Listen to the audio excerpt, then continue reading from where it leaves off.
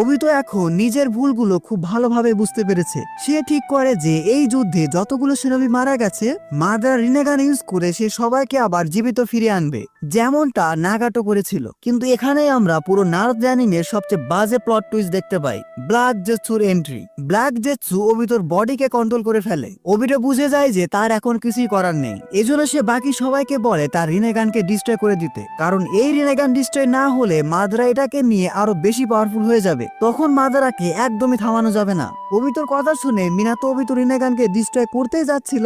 এই সময়ই মিনাতোর মধ্যে থাকা কুরামা তাকে জানায় যে সে নারুতোর মধ্যে থাকা কুরামাকে সেন্স করতে পারছে না। মিনাতো বুঝে যায় যে নারুতোর মধ্যে যে 9 টেল ছিল সেটা এক্সট্রাক্ট হয়ে গেছে। সাথে সাথে মিনাতো নারুতোর কাছে চলে যায়। এর মধ্যে গারা এবং সাকুরা নারুতোকে মিনাতোর কাছে নিয়ে আসছিল।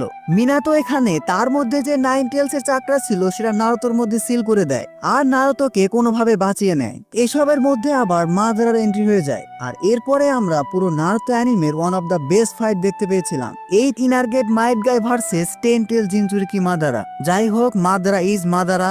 মাদারা কোনোভাবে মাইট গায়ের ফাইনাল অ্যাটাকও সার্ভাইভ করে যায়। অন্যদিকে আমাদের নারুতো এবং সাসকে সেজ অফ 6 পাথের পাওয়ার নিয়ে আসে মাদারার সাথে ফাইট করার জন্য। তাদের মধ্যে বেশ ভালোই ফাইট হয়, বাট এত কিছুর পরেও তারা মাদারাকে থামাতে পারে না। মাদারা ইনফিনিট সুকুমি ক্রিয়েট করে ফেলে। আর তারপর কি হয় তা তো তোমরা জানোই, ব্ল্যাক জেটসু মাদারাকে বিট্রে করে। তারপর কাগুয়া রিভাইভ হয়ে যায়, পুরো টিম 7 মেরে কাগুয়াকে আবার সিল করে দেয়। এখানে আমরা আমাদের ব্রোকেন হিরো ওবিতোকেও হারিয়ে ফেলি।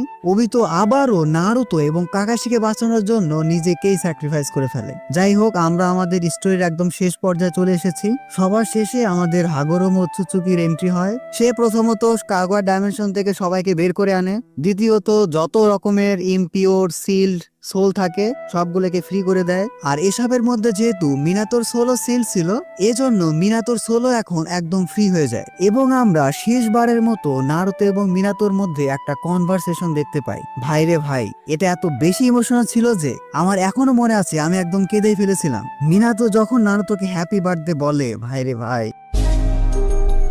Happy birthday, Naruto. You've really become a splendid young man. You know that? This is goodbye.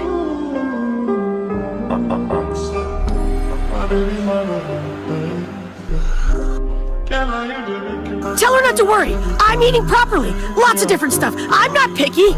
Like I'll have tonkotsu ramen, miso ramen, and sometimes I'll even have shoyu ramen too. I bathe almost every day, even going to the Leaf Hot Springs once in a while. Although everyone tells me that my baths are only lightning quick dips. I've managed to make a whole lot of friends, and they're all really good guys.